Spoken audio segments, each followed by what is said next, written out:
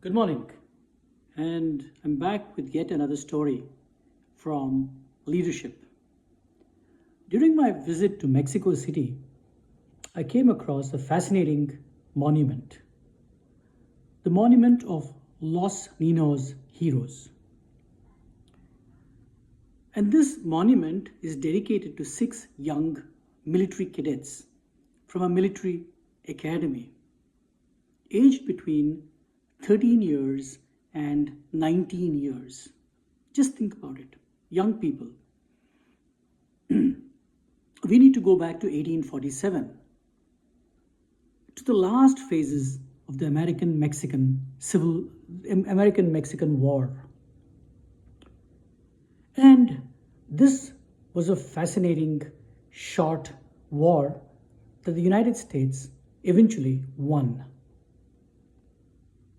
And the scene shifts to the final stages of that particular battle at the Chapultepec Castle. So the castle is another story. It's a fabulous piece of architecture, maybe at one of the highest points of Mexico City, which at that point of time also served as a military academy and had cadets. It was also the summer place of the head of state of Mexico. And so during the final stages of the battle, as the American forces closed in on the Chapultepec Castle, all that was left to defend this particular place were these young cadets. And defend they did with their lives. And six of them lost their lives in this battle. Just think of young Juan Escutia, who jumped off the ramparts of the castle with the Mexican national flag so that it did not fall into the hands of the enemy as they took the castle. He died. But in doing so, Escutia left us a legacy of symbolic leadership. They might have been defeated, but the enemy forces did not get their hands on the national flag. And today, he's a hero. So what makes young people at the age of 13 to 19 perform heroic deeds, maybe even losing their life in the process? What gives them this courage? What gives them duty and commitment? And of course, there are always symbolic acts like Juan Escutia. It also goes home to show that there is unity in adversity, moral leadership in defeat,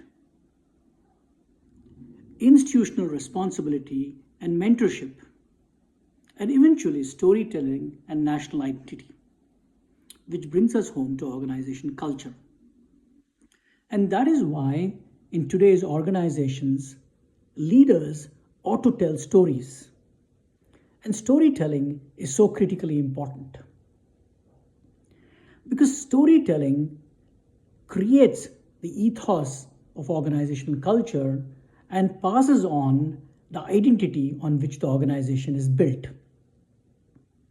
Every great organization has stories to tell, whether in India or anywhere else in the world. And this is a great example. So these six young heroes who lost their lives defending a military academy in the final stages of the American-Mexican War are today given the pride of place in Mexico City with a spectacular monument. I want to repeat, the battle and the war was lost, but they remained to tell a story.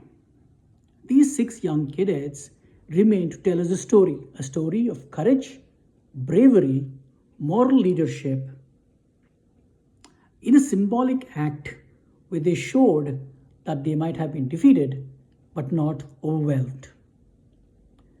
Mexico lives today to tell that tale, and it's very important for organizations to tell their story of courage, their story of moral leadership, their story of symbolic acts and legacies, and their story of institutional responsibilities. Else, there is very little else to convey organization culture.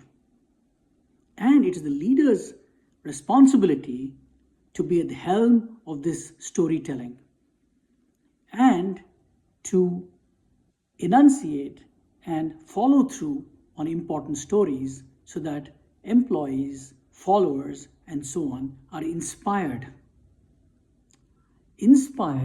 to carry on the good work that their predecessors left, to carry on the organizational responsibility and ethos as they go forward.